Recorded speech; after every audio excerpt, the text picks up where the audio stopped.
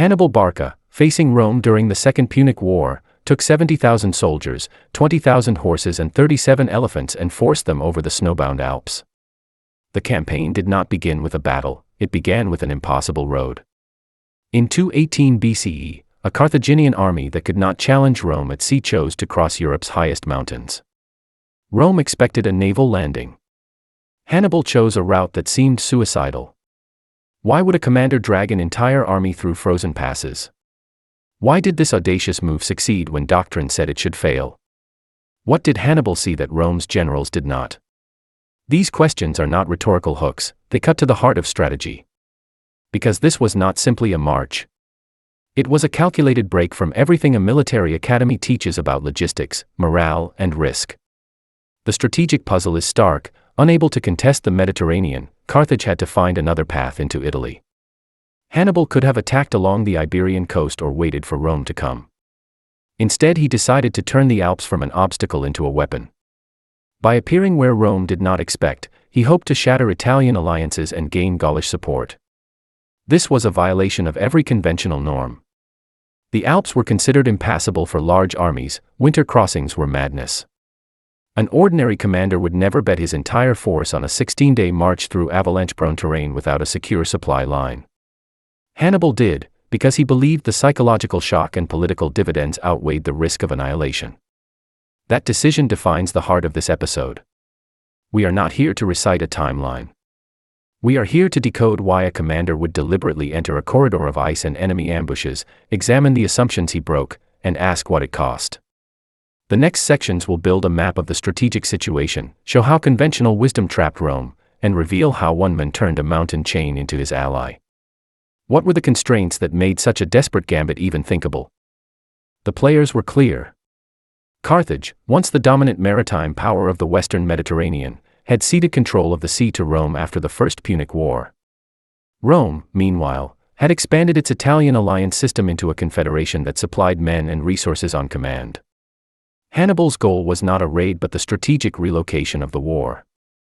He needed to force Rome to fight on its own soil, disrupt its alliance network and draw support from the disaffected tribes in northern Italy and Gaul.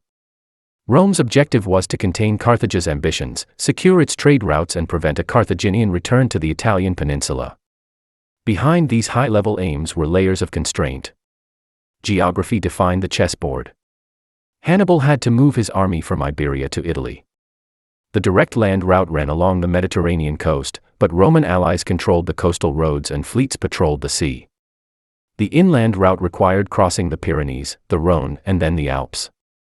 The Pyrenees could be negotiated, the Rhône presented a river obstacle and hostile tribes, the Alps, rising into the clouds and covered in snow even in summer, were regarded as a barrier beyond strategy.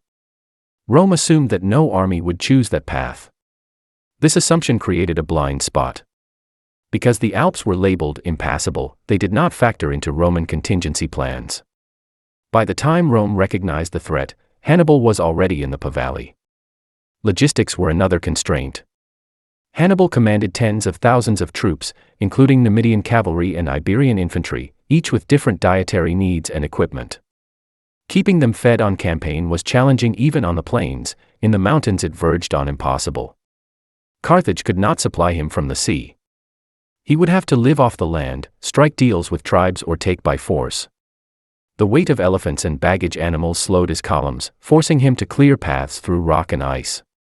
Rome, by contrast, could draw on Italian harvests and established roads, but it faced the threat of having to fight multiple Carthaginian armies simultaneously if Hannibal's plan succeeded.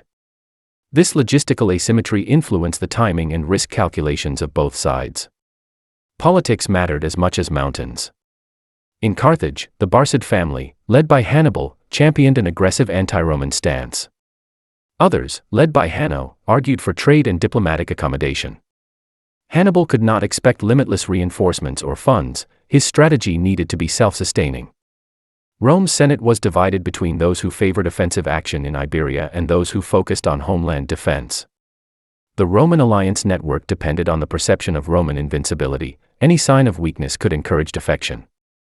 Hannibal's plan sought to exploit this by demonstrating Rome's vulnerability. Time was critical. Hannibal needed to act before Rome consolidated its forces. If he lingered in Iberia or along the Rhone, Roman legions could block the Alpine passes or land troops in Spain. Winter approached. Crossing the Alps at the onset of snow risked avalanches and hypothermia, yet delaying meant facing more prepared Roman forces. Rome assumed the campaigning season ended when the snow began.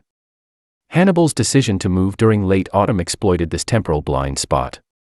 He accepted the danger of weather to gain the advantage of surprise. Morale and culture were intangible but powerful constraints.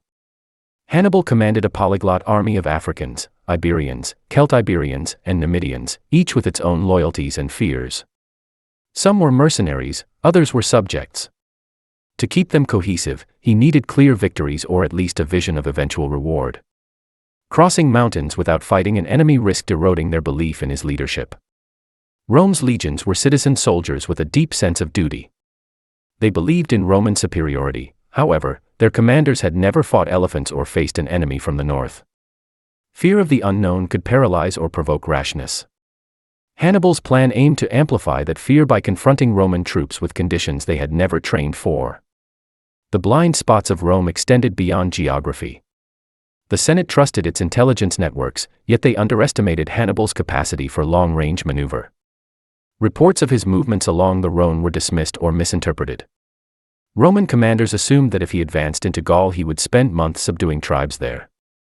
They did not imagine he would negotiate safe passage with some tribes, coerce others, and move on within days.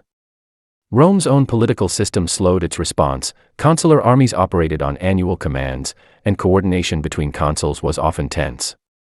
By the time they understood Hannibal's intent, they faced the dilemma of chasing him into the mountains or waiting for him on Italian soil. These constraints created a strategic deadlock. Hannibal could not win a naval war. Rome could not strike Carthage without leaving Italy exposed. The Alps appeared to make a direct land invasion of Italy impossible. Within that deadlock, Hannibal saw an opportunity. If he could cross the mountains quickly enough, he would emerge behind Roman lines with his army intact. The shock could fracture Rome's alliances and embolden its enemies. The gamble was clear. He was betting that the physical barrier would become his ally, not his tomb. And it is within these crushing constraints, geographical, logistical, political, and temporal, that a reversal of logic began to crystallize. Strategy is not created in a vacuum. Military treatises of the era, such as those later attributed to Roman tacticians, emphasized secure supply lines, interior lines of communication, and the avoidance of terrain that could not support baggage trains.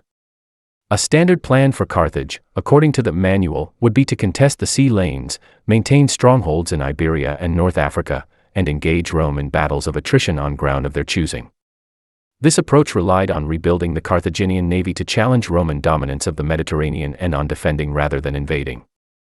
It assumed that Carthage could win by bleeding Rome's resources, not by striking at Rome's heart. Another conventional alternative was to march along the coastal route into Italy, hugging the Mediterranean where supply ships could shadow the army. This path kept the army within reach of water, food, and friendly ports. Why were these textbook options non-starters? First, the naval strategy was impossible in the timeframe Hannibal faced. Carthage's fleet had been smashed in the First Punic War. Its shipyards and finances could not immediately rebuild a navy capable of facing Rome's disciplined crews. Even if they attempted to rebuild, Rome had years of naval experience and had adapted the Corvus boarding device precisely to neutralize Carthaginian seafaring. A sea-borne invasion would have been intercepted and destroyed. Carthage simply did not have the time or the money to resurrect a fleet before Rome consolidated its positions in Iberia and Africa. Second, a defensive posture in Iberia or North Africa would concede the initiative. Rome, unthreatened at home, could choose when and where to attack. A siege of Carthage or the loss of Iberian territories would erode Barcid political capital at home. In strategic terms, waiting meant defeat. The coastal land route from Iberia into Italy, while superficially safer, was in practice a trap. The western Mediterranean coast was dotted with Roman allies and colonies, including Massilia, modern Marseille, which acted as a forward base for Roman naval patrols. An army hugging the shoreline would have to fight its way through fortified towns while its flanks were harried by Roman ships. Furthermore, the narrow coastal plain restricted maneuver. It prevented Hannibal from using his cavalry effectively. This path also offered Rome the possibility of cutting off Carthaginian rear echelons at several choke points. Conventional wisdom advised commanders to maintain continuous supply lines. This would have meant dragging a long train of wagons and animals that would slow movement and present targets for ambush. Another textbook option was to fight a series of set-piece battles in Spain, gradually wearing down Roman forces. However, the geography of Iberia favored guerrilla warfare. Hannibal's strengths lay in mobility and shock. Prolonged attrition would blunt his advantages and allow Rome to leverage its manpower reserves. In addition, Hanno's faction in Carthage opposed sending more resources to Spain. Hannibal needed a decisive and symbolic act to maintain support at home. A protracted Iberian campaign would be seen as indecision. For Rome, the textbook approach was clear: intercept Hannibal before he reached Italy or, failing that, block his entrance into the Italian plain. Roman doctrine emphasized roads, fortifications, and overwhelming force. They would mass their legions near the Alpine foothills and rely on the mountains to do the rest. This plan assumed that Hannibal would either be unable to cross the Alps or would arrive so weakened that a single decisive battle would finish him. The assumption freed Rome to wage war in multiple theaters, sending one army to Spain under Scipio and another to Africa if necessary.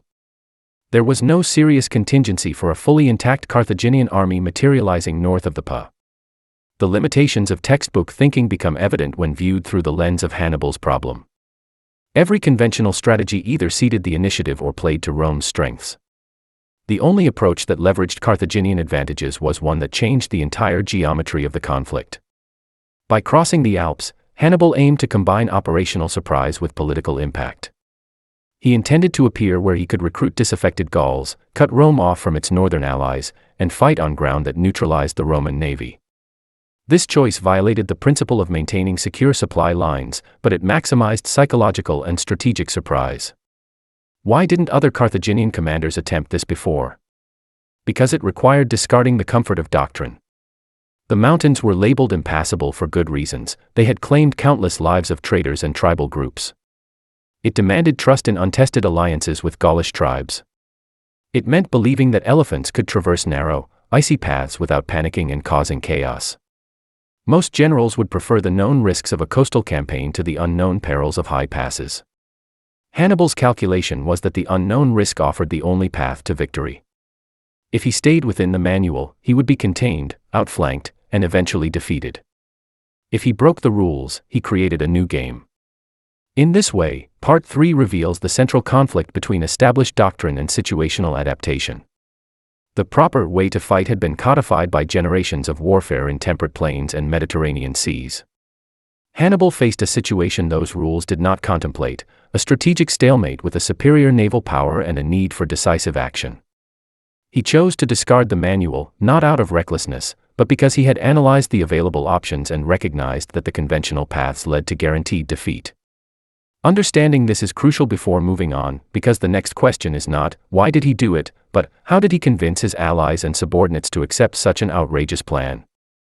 Inside Carthage's council chambers and along the Rhone, how did this unorthodox decision come to life? Hannibal's decision did not emerge in a moment of inspiration. It was the result of months of planning and years of positioning. The Barcid family had built a power base in Iberia independent of the Carthaginian Senate. Hannibal's father, Hamilcar, and brother-in-law Hasdrubal had expanded Carthaginian influence through conquest and diplomacy, creating a self-sufficient province rich in silver and manpower.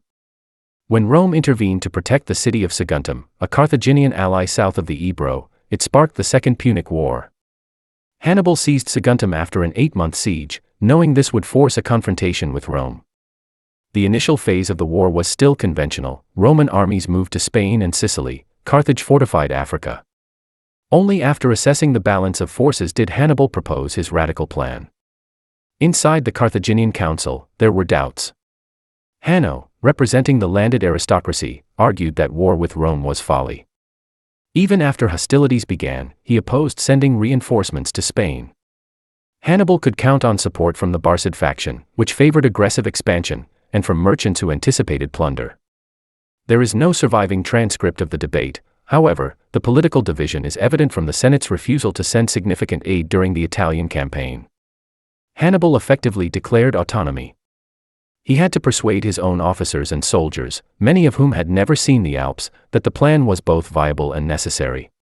He invoked the memory of his father's oath, taken years earlier before an altar, that he would hate Rome for all time.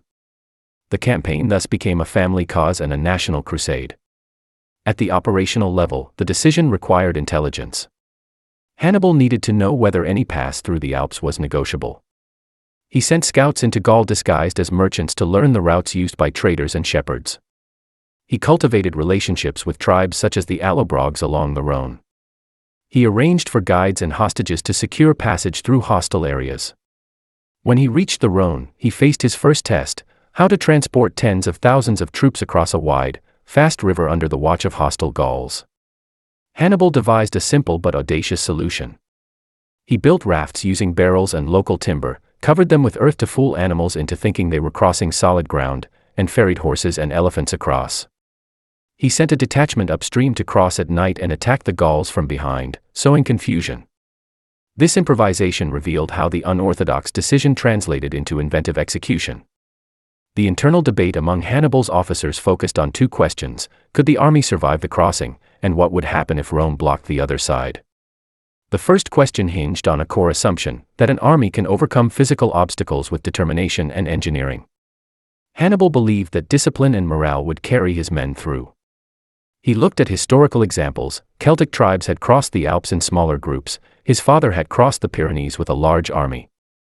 The second question involved intelligence on Roman dispositions. Hannibal assumed that Rome, expecting a coastal invasion, would not fortify the Alpine passes. He also assumed that the Gauls of the Po Valley, resentful of Roman dominance, would welcome him. If those assumptions proved wrong, his army would be trapped between mountains and Roman legions. The plan targeted multiple domains. It was first and foremost a psychological strike. By emerging in northern Italy unexpectedly, Hannibal sought to shock Rome's citizenry and political class. He wanted to demonstrate that Rome was vulnerable on its own soil, undermining the aura of invincibility. It was also a logistical maneuver. By avoiding the coastal route and the sea, he denied Rome's navy any role. It was an informational gambit. He masked his movements, used feints along the coast to tie down Roman forces, and spread rumors that he would not advance until spring. Finally, it was a time-based strategy. Crossing before winter meant braving snow but also catching Rome off guard. Each of these elements subverted standard practice. In a normal campaign, commanders sequence operations in phases. Hannibal compressed them into a single, continuous movement. Convincing others to follow required a narrative. Hannibal presented the Alps not as a barrier but as a gate to riches and revenge. He promised his soldiers that beyond the mountains lay fertile plains, ready for plunder, and allies ready to join them. He portrayed the hardships as a test of courage that would make them legends. He also used coercion. Some tribes demanded payment or hostages for safe passage. Hannibal paid when it suited him. When tribes betrayed him, he retaliated ruthlessly, using his war elephants to break through ambushes and leaving piles of bodies as warnings. This blend of persuasion and terror kept local resistance manageable. There were voices of dissent. Some officers feared the elephants would panic on narrow ledges, causing catastrophic avalanches. Others worried that supply lines could not be maintained through hundreds of miles of hostile territory. According to later Roman authors, there were even attempted mutinies. Hannibal addressed these by dividing his army into smaller columns, allowing them to move quickly and forage independently. He appointed trusted lieutenants such as Hannibal to command the cavalry and enforce discipline. He promised that any men who reached Italy would have a share of the spoils. Still, the risk was undeniable. He was staking everything on the belief that the Alps were not as impassable as Rome believed and that the reward justified the suffering. The unorthodox decision also rested on geopolitical calculations. Hannibal knew that the Celtic tribes of northern Italy had been subjugated by Rome in recent decades. They resented Roman colonies such as Placentia and Cremona. By appearing suddenly among them, Hannibal could ignite rebellion. He also hoped that other Italian allies, Samnites, Lucanians, Apulians, would see Rome's vulnerability and defect. This required demonstrating success quickly. If his army were delayed or decimated in the Alps, those potential allies would instead side with Rome. Hence, speed was essential. He could not afford to spend months on siegecraft or campaigning in Gaul. He had to reach the Po Valley before winter closed the passes entirely. Underlying all of this was a personal conviction. Hannibal is often portrayed as a gambler, but his gamble was analytical. He saw the strategic landscape and concluded that conventional methods would produce conventional outcomes, stalemate or defeat. The only path to altering the equation was to do something Rome considered impossible.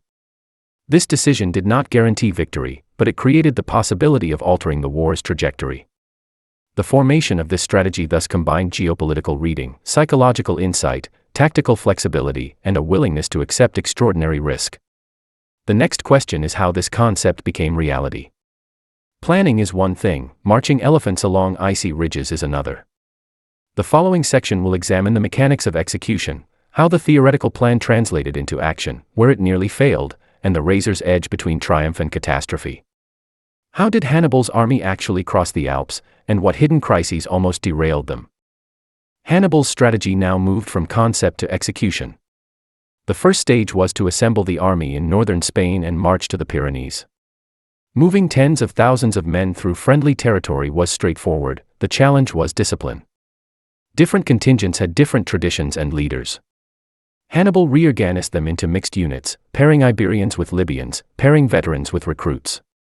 This imposed mutual dependence and reduced the chance of desertion. He left garrisons behind to secure his lines of communication but carried most of his experienced troops forward. The Pyrenees crossing was a rehearsal for what lay ahead: steep, wooded passes, sudden ambushes by local tribes. Hannibal responded with swift counterattacks. He punished villages that resisted and rewarded those that provided guides. By the time he reached the Rhone Valley, he had shed some baggage and non-combatants, streamlining his force. Crossing the Rhone was the first major test.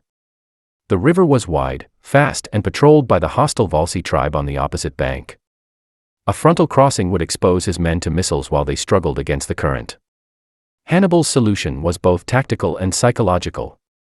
He built rafts for the cavalry and elephants, as described earlier, but he also sent a detachment of Gaulish allies upriver to cross unnoticed at night. At dawn, as the main force began its crossing, the hidden detachment attacked the Volsi from behind, sowing panic and dispersing them. The river crossing succeeded with minimal losses. Hannibal then used wicker boats for the elephants. He placed earth on the boats to deceive the animals into thinking they were on solid ground. Some elephants panicked and fell into the water, but most made it across. This operation demonstrated the blend of planning and improvisation that defined his campaign. Once across the Rhone, Hannibal raced north to outpace Roman forces under Publius Scipio. Roman scouts, arriving too late, found only abandoned camps. The Carthaginian army then turned east toward the Alps. Here, geography imposed a new rhythm. The path narrowed, the weather chilled. The army entered the domain of mountain tribes who had no incentive to cooperate. Hannibal mitigated this by sending emissaries ahead with gifts and promises. Some tribes accepted and provided guides, others pretended to help only to prepare ambushes. The most dramatic of these occurred in a narrow gorge. Hannibal's vanguard was climbing when boulders began to tumble from above. Tribesmen descended on the baggage train. Chaos ensued. Hannibal responded by charging uphill with his heavy infantry and elephants, using the animals as living battering rams to clear the way. The attackers fled. The cost was heavy: men, horses, and supplies spilled into the chasms. But the army continued. The higher they climbed, the more inhospitable the landscape became. Trees thinned. Snow crusted the ground. Night brought freezing winds. Men and animals slipped on ice, pack animals carrying food fell and died. Hannibal's scouts searched for alternative routes. In one section, the path was blocked by a sheer cliff. Modern accounts say he used a combination of fire and vinegar to fracture rock, but whether this is literal or symbolic, he definitely engaged in engineering. His men cut away rock and packed earth to create a passable ledge. The elephants posed unique challenges. They could not negotiate narrow switchbacks. Hannibal widened paths by cutting into the slope. He ordered the army to build handrails of stakes and brush to give the beasts some sense of boundary. Each step required calculation. One misstep could send an elephant plummeting and cause a chain reaction.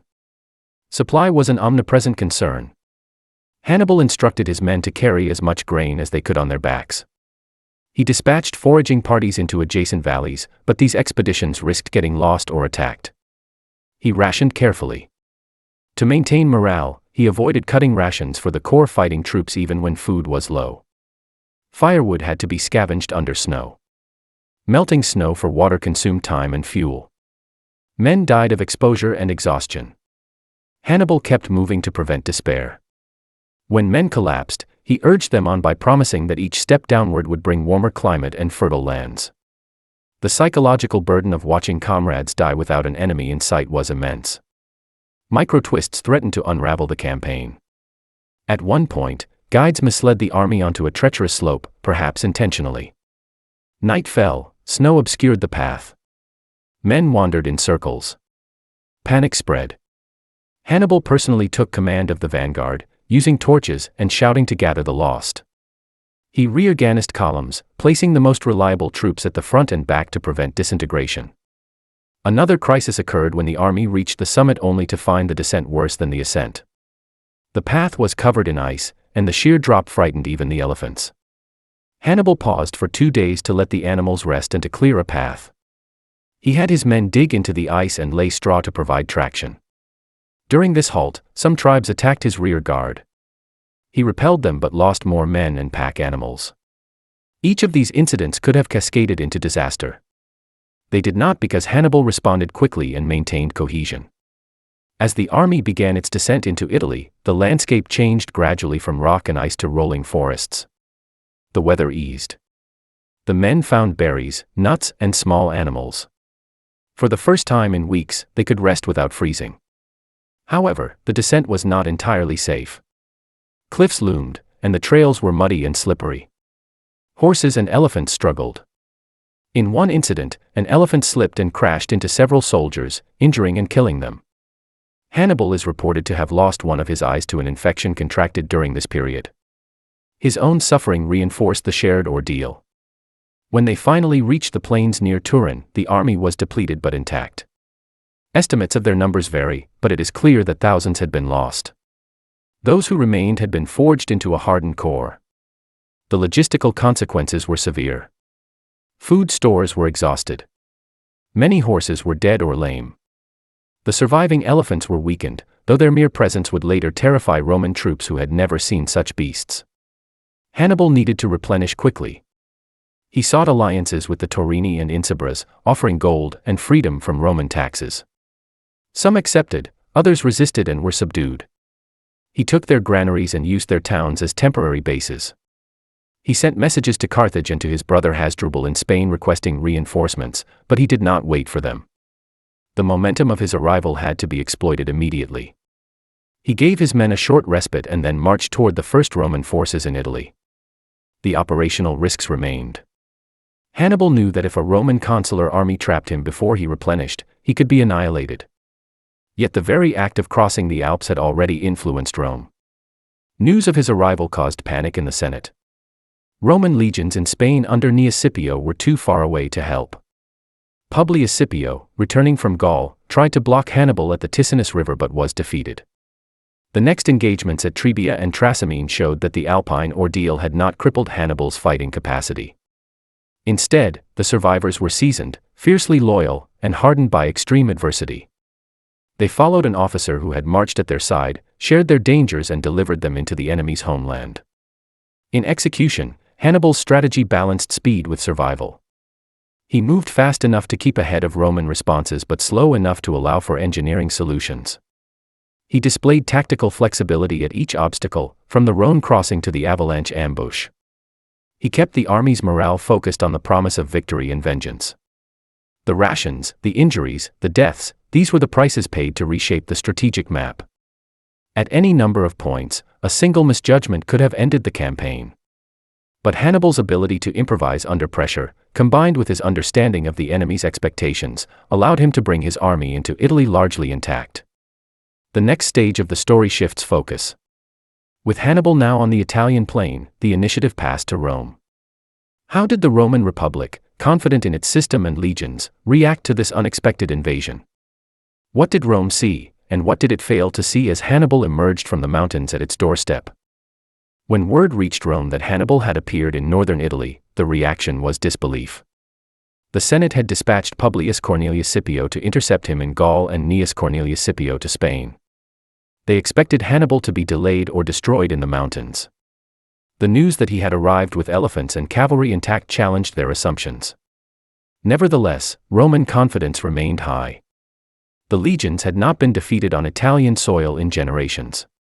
Heavy infantry formations, drilled to perfection, were thought capable of crushing any barbarian host. The Alps were supposed to be Rome's ally. Now Rome had to respond, but its response was shaped by doctrine and politics. The first encounter came at the river Ticinus. Publius Scipio, recently returned from Gaul, advanced with cavalry and light infantry, expecting to conduct reconnaissance in force. He underestimated the speed and cohesion of Hannibal's cavalry. Hannibal deployed his Numidian horsemen and Iberian lancers in a flexible formation. They swarmed around the Roman cavalry, feinted retreats, and then attacked from the flanks. Scipio's horse was wounded. He barely escaped with his life thanks to his son, who would later become Scipio Africanus. Rome misread the battle.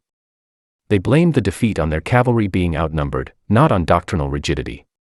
They did not recognize the tactical sophistication of Hannibal's mounted troops. This misinterpretation would recur. The next major engagement was at the Trebia River. The Roman consuls Tiberius Sempronius Longus and Publius Scipio disagreed on strategy. Scipio, recovering from his wounds, advised caution and waiting for reinforcements. Sempronius, eager for glory and influenced by political pressure, insisted on attacking immediately. Hannibal exploited the tension. He provoked Sempronius by sending his light infantry to harass Roman pickets, then withdrew across the freezing Trebia. Sempronius ordered his entire army to cross the river without breakfast, in winter, into waist-deep water. Roman soldiers emerged on the far bank cold and stiff. Hannibal's men were rested and had eaten. He positioned his Numidian cavalry on the wings, his heavy infantry in the center, and hid a detachment of Gauls and Numidians in the long grasses. When the Romans attacked, they were enveloped. The hidden troops struck their rear. The Roman formation broke. Thousands drowned in the Trebia as they tried to flee.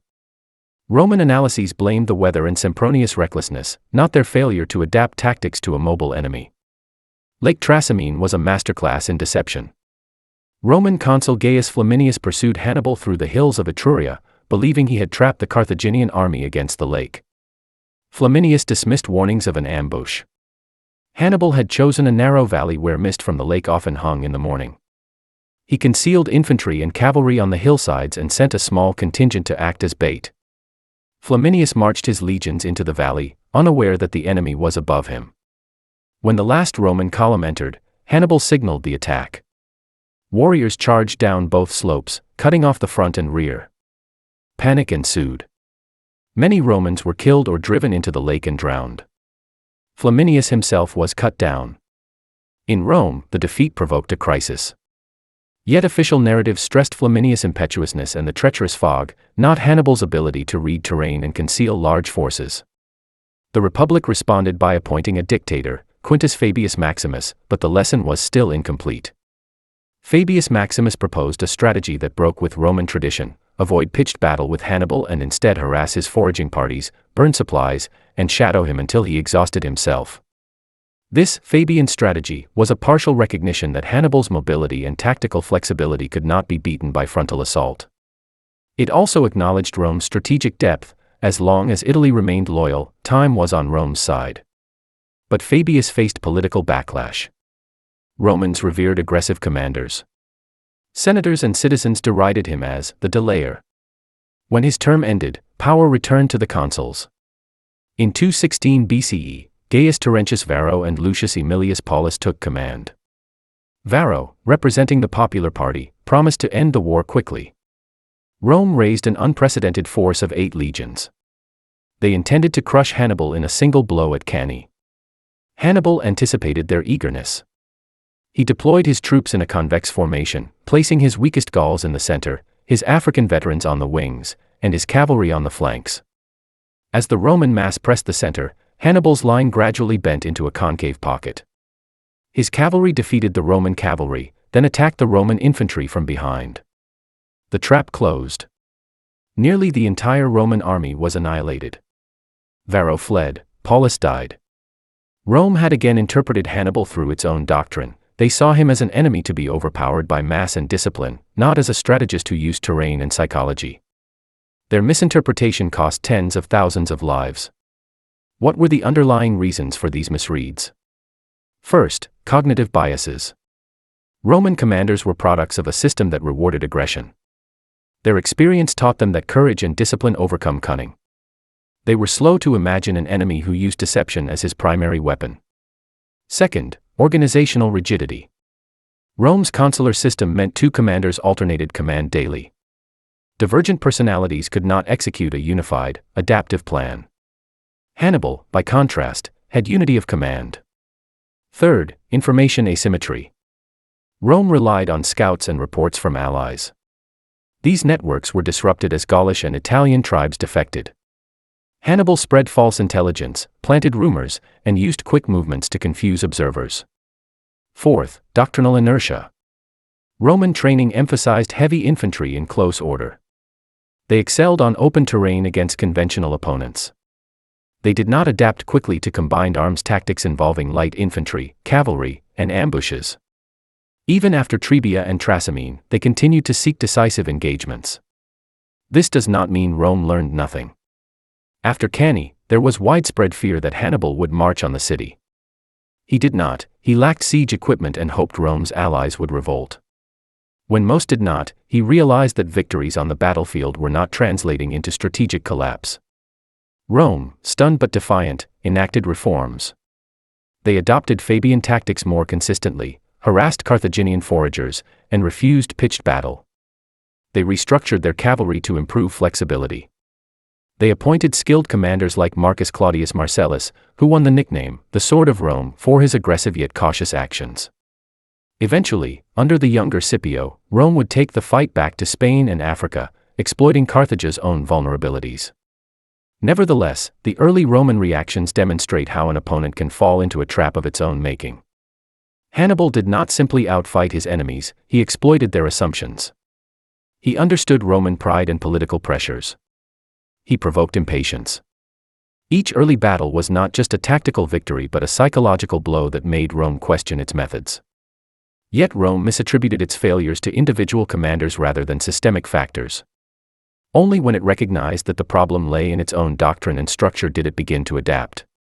The story of these misinterpretations sets the stage for the next part of our narrative, the culmination of Hannibal's Italian campaign, the eventual shift of momentum, and the immense costs incurred by both sides. How did these decisions lead to the war's turning point, and what price did Hannibal and Rome pay for their respective strategies? Hannibal's early victories had shaken Rome but not broken it. After Cannae, the Roman Senate refused to negotiate. They enacted a policy that each citizen must swear never to consider peace while a foreign enemy remained in Italy. They rebuilt their armies, sometimes by freeing slaves and recruiting criminals, a measure that showed desperation.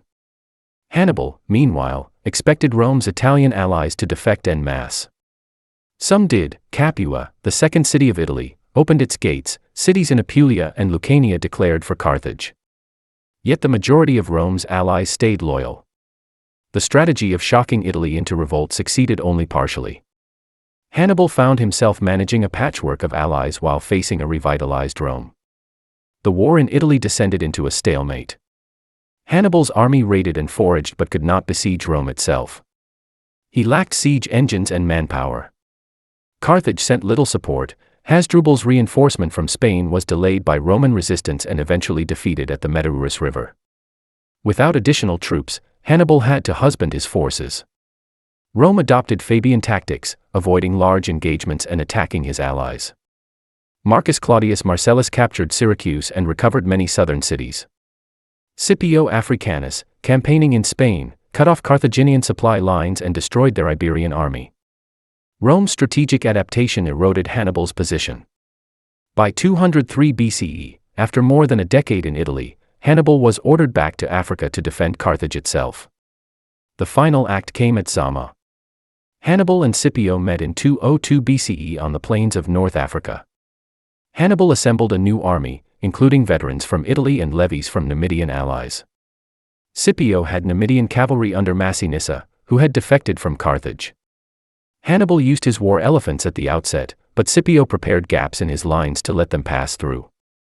Roman and Numidian cavalry routed their Carthaginian counterparts and returned to strike Hannibal's infantry from the rear.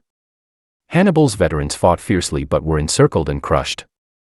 For the first and last time, Hannibal's own army was decisively defeated in open battle. He advised Carthage to sue for peace. The terms were harsh. Carthage had to surrender its fleet, pay indemnities, and could not wage war without Rome's permission. Hannibal's strategic gamble had ultimately failed to secure victory, though it had come close to a pending Roman power. The human cost of this strategy was staggering. Thousands of Hannibal's soldiers perished in the Alps and on Italian battlefields. The precise number is debated, but entire contingents, including most of his elephants, were lost in transit or in battle. Gaulish and Italian allies suffered reprisals from Rome after they supported Hannibal. In Rome, the role of citizens eligible for military service dropped sharply. At Cannae alone, an estimated 50,000 to 70,000 Romans died or went missing. Families were decimated. Consular armies were annihilated. The psychological trauma was profound. Romans feared that their city would fall. Hannibal's soldiers, hardened by years of campaigning abroad, returned to Carthage to find a politically weakened homeland. Many were discharged without compensation. Veterans drifted into mercenary service or banditry. The logistical cost also strained both states. Hannibal's march burned through equipment and animals that could not be replaced. Carthage spent treasure recruiting and maintaining an army far from home. The long Italian campaign disrupted trade and agriculture in southern Italy. Rome taxed its allies heavily to fund constant levies. Fields were abandoned, towns fortified. Both economies reeled. Politically, the war reshaped both republics.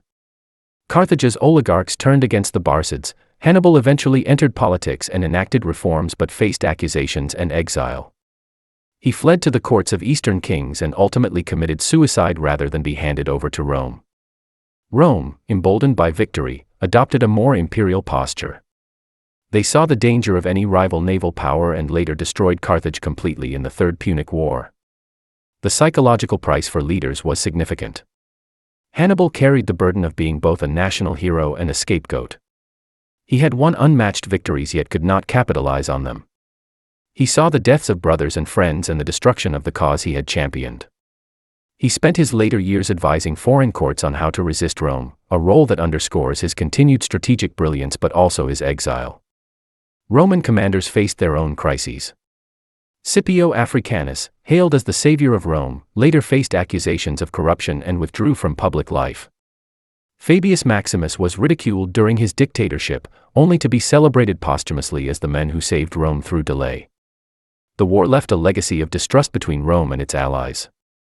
Cities like Capua and Tarentum that had defected were punished severely, their elites executed or enslaved. Assessing the outcome of Hannibal's strategy depends on the lens used. Tactically, he was brilliant. He inflicted defeats that are still studied. Strategically, he shifted the war to Italy and forced Rome into a defensive posture. Psychologically, he revealed Rome's vulnerability and the limitations of its doctrine. Politically, however, his strategy failed to achieve the intended decisive result. Rome's resilience, adaptive learning, and deep manpower reserves overwhelmed Carthage's bold gambit. The cost for Carthage was the loss of its empire, its navy, and eventually its independence. The cost for Rome was enormous casualties, devastated countryside, and the long-term moral erosion that comes from prolonged war. Yet Rome emerged as the dominant power in the Western Mediterranean. In closing this section, the price of Hannibal's strategy is best understood not just in numbers but in transformations.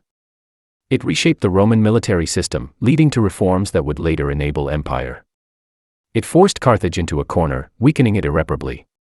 It produced legends of courage and cruelty, of elephants on icy ridges and legions annihilated in foggy valleys. It showed that even the most audacious strategy cannot compensate indefinitely for structural disadvantages. The next and final section will look beyond the immediate outcome. We will extract the broader strategic lessons from this episode, what principles can be learned about surprise, adaptation, and the limits of audacity. What can modern strategists glean from Hannibal's gamble, and how do we separate mythology from enduring insight? To decode Hannibal's Alpine gamble, we must separate myth from mechanism. The story of elephants on snow-capped ridges is dramatic, but the strategic essence lies elsewhere. At its core, Hannibal's plan was about redefining the geometry of conflict. He neutralized Rome's naval superiority by operating entirely on land. He transformed a natural barrier into a conduit. He forced the enemy to fight on multiple fronts and in unfamiliar ways. This was not random audacity, it was a calculated breach of doctrine, executed with disciplined improvisation. From this emerge several principles that transcend the specific context. The first principle is strategic asymmetry. When facing a stronger opponent, do not mirror their strengths. Rome's advantages were its navy, its manpower, and its system of fortifications. Hannibal refused to contest these head-on. He moved where Rome thought it was safe, creating a new theater. This principle recurs in history. During World War II, Allied planners used Operation Mincemeat to mislead German forces about the invasion site, exploiting German assumptions about Allied intentions. In the Yom Kippur War, Egyptian forces used water cannons to cut through the Bar-Lev line, turning a defensive barrier into an advantage. In each case, commanders identified an area where the enemy felt secure and attacked there, forcing a recalibration of the entire conflict. However, asymmetry is not a magic trick. It requires deep understanding of the opponent's thinking and careful orchestration of resources. Hannibal did not simply decide to cross the Alps, he prepared alliances, gathered intelligence, and synchronized his movements with events in Iberia and Africa. The second principle concerns psychological operations. War is fought not only with weapons but with perceptions. Hannibal's march was designed to shock Rome's allies into reconsidering their loyalties. His use of elephants, while tactically limited after the crossing, had enormous symbolic impact. Roman soldiers had never faced such creatures. Stories of the Carthaginian army's endurance spread fear and admiration. Later, during the Korean War, General MacArthur's amphibious assault at Incheon exploited North Korean complacency. It involved navigating tides and narrow channels, but its psychological effect was decisive. It forced the North Korean army to retreat in disarray. Psychological pressure can cause an opponent to overreact or freeze. Yet it is a double-edged sword. Hannibal's psychological gambits did not produce the mass defections he anticipated. The principle, therefore, is to align psychological operations with realistic expectations and follow them with tangible gains. A third principle is adaptive logistics. The logistics of crossing the Alps were not solved by brute force but by innovation, building rafts, widening paths, dividing the army to forage, negotiating with local tribes. This capacity to adapt allowed Hannibal to transform an impossible idea into a feasible plan. Logistics often constrain strategy. Many bold ideas falter because they disregard supply, terrain, or weather.